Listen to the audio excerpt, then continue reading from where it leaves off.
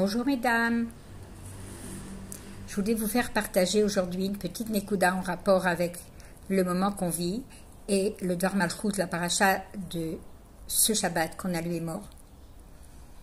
L'heure est venue d'accomplir notre serment. Et on explique. Devenir un tzaddik, être un tzaddik a toujours été le plus grand rêve des personnes qui ont une grande crainte de Dieu et qui sont des personnes très élevées spirituellement. Et ça, dans toutes les générations, ça a été comme ça. Mais aujourd'hui, c'est devenu possible pour chacun d'entre nous. Et cela fait partie intégrante du processus de transformation spirituelle de notre âme en vue de la Géoula Amitit Vashlema, de la délivrance totale.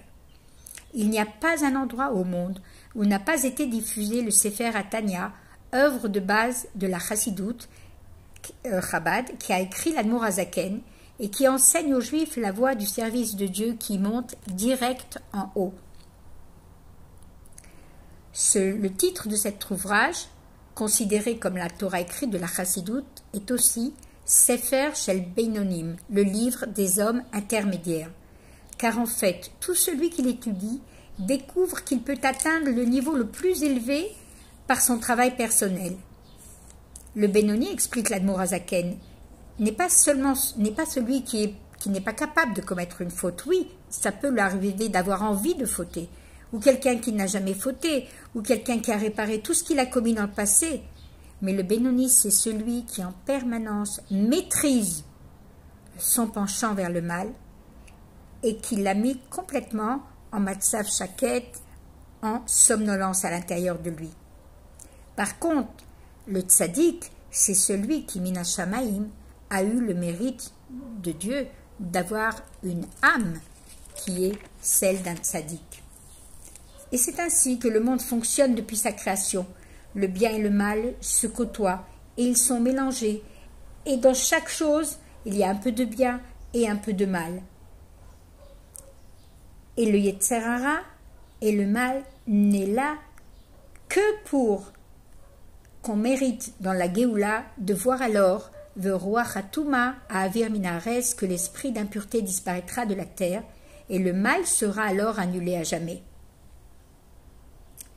Il faut noter ici que le bien et le mal se trouvent dans le monde, comme on vient de dire, de manière confondue, mélangée, et que toute la avoda du juif, tout le service de Dieu du juif jusqu'à maintenant était de trier, de décanter, de révéler le bien, de trier le bien du mal pour laisser apparaître la Gdusha par nos actions, par notre étude de la Torah, par l'accomplissement de Torah et Mitzvot, pour imprégner le monde, pour révéler la divinité qui est dans le monde.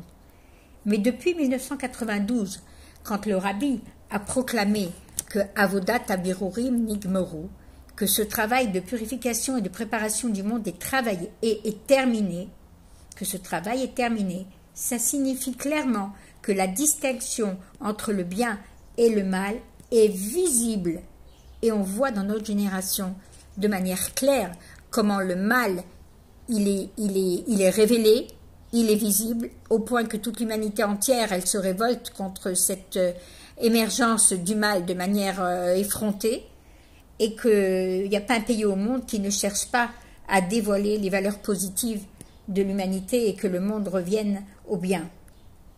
On est donc dans le processus de disparition totale du mal qui sera définitif dans la Géoula, comme on l'a dit. Dans le Dvar Malchut de cette semaine, Parashat Emor, le Rabbi nous révèle un chidouche, une nouveauté, une nouvelle compréhension sur la situation dans laquelle on se trouve de nos jours et qu'il qualifie de Yemot HaMashiach. Ce chidouche, c'est que maintenant, on est parvenu au stade où chacun peut devenir un tzaddik, comme on l'a vu, ce qui n'était réservé qu'à des neshamot spéciales. Comment? Citons les paroles du Rabbi. Le Rabbi dit, par le fait qu'en chacun de nous réside le Koach HaAtzmut, l'essence de Dieu et son pouvoir à l'intérieur de notre corps physique, à l'intérieur du corps physique et matériel du juif, c'est cette force même qui nous permet, du niveau le plus bas dans lequel on se trouve, dans le Gashmiut HaOlam, dans la matérialité du monde, d'atteindre les niveaux les plus hauts jusqu'à pouvoir devenir un véritable tzaddik. un juste, dont toutes les Mahashava, Dibour, Maasé n'est canalisé que vers le bien et le service de Dieu, amitié, de faire la volonté de Dieu d'une manière intègre.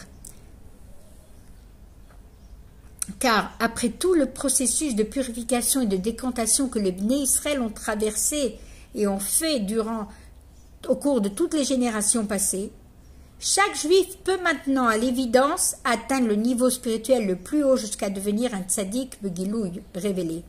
Ce niveau que la Mishnah, dans Pirkei Avot, qualifie de Ve'amer Kulam Tzadikim, que tous les juifs sont des tzadikim, et c'est ce qu'ils deviendront Béhémet dans le Zman de la Géoula. Cette perfection spirituelle, on peut l'atteindre grâce au serment que mentionne l'Admour Hazaken dans la première ligne de son œuvre, le Tanya.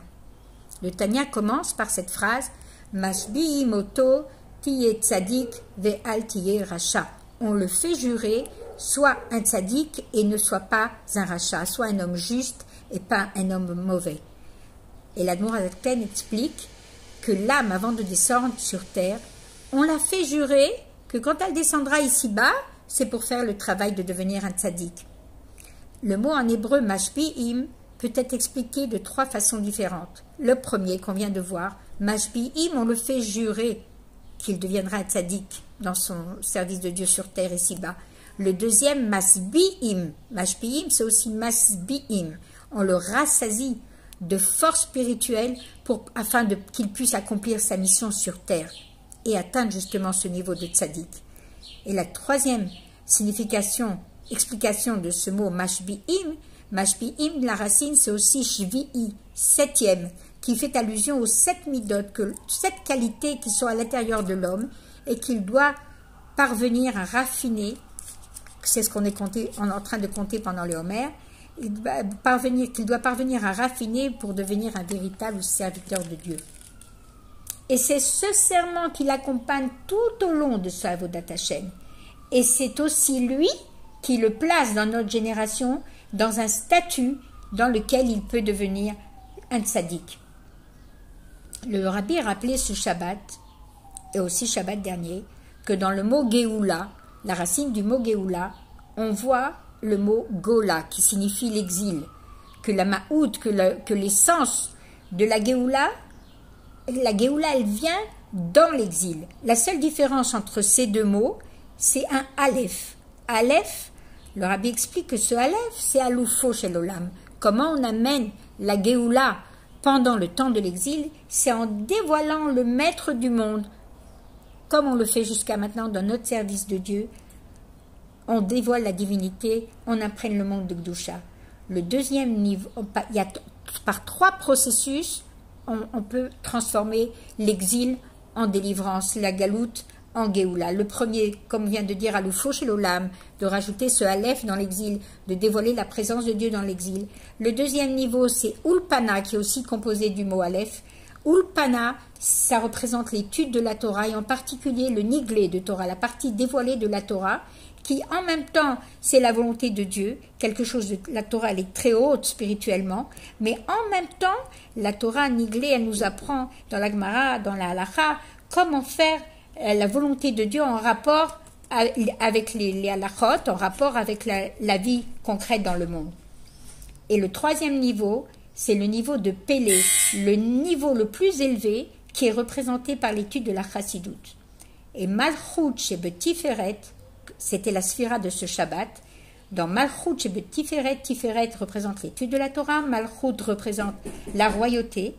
Et par l'étude des sujets des rois, tous les Inyané Mashiach et Géoula dans la Torah, alors le Rabbi fixe que c'est la voie directe la plus facile, la plus rapide de tous les chemins de la Torah, par laquelle on activera le dévoilement et l'arrivée de Mashiach immédiatement. Amen.